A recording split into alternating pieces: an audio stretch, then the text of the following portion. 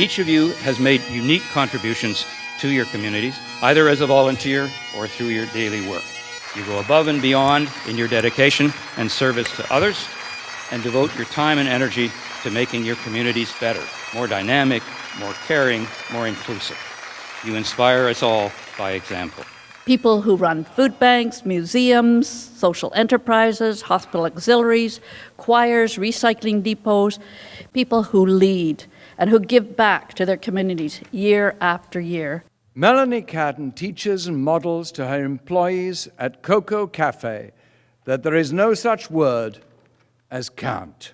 We had 4 families all in the Cedar Yellow Point area. They all had adult children with developmental disabilities, and they wanted to create a work environment for them as they were going to be graduating high school and moving on, getting out of programs. 5 years later, we've seen a huge amount of growth in not only the services that we provide, but also the number of hours of supported employment we're able to provide to the community.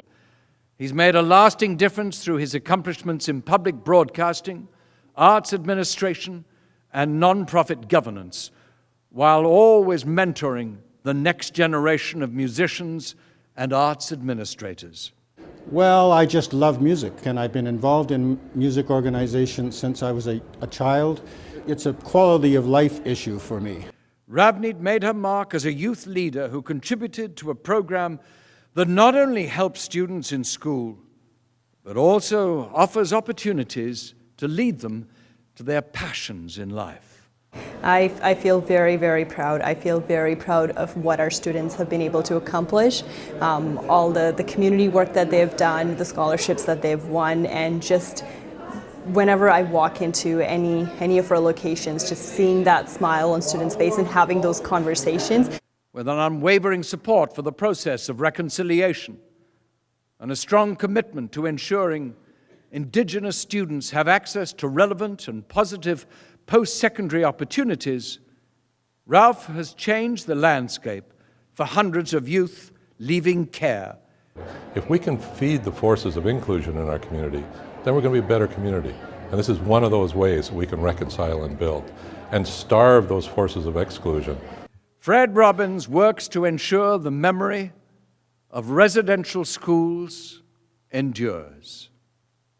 He firmly believes that we must understand the past in order to create a better future, and that Indigenous and non-Indigenous peoples must come together to collectively understand history and achieve true reconciliation. The first step to reconciliation is to include the non-First Nations. Some of these stories that the First Nations tell, they need to be heard by non-First Nations just for them to understand. As president of the Lotus Light Charity Society, Master Lianchi has guided its humanitarian missions to help Vancouver's most vulnerable through the Hot Meal for the Homeless program, Winter Charity Drive, Annual Rice Donation Program, and Children's Backpack Program, among many others. We try to share their spirits, and when they need us, we just do our best to support them. Since 2012, Carol has been an active and dedicated advocate, raising awareness on the dangers of cyberbullying. Building on the tragic suicide of her daughter, Amanda Todd, Carol promotes her daughter's message of hope and strength.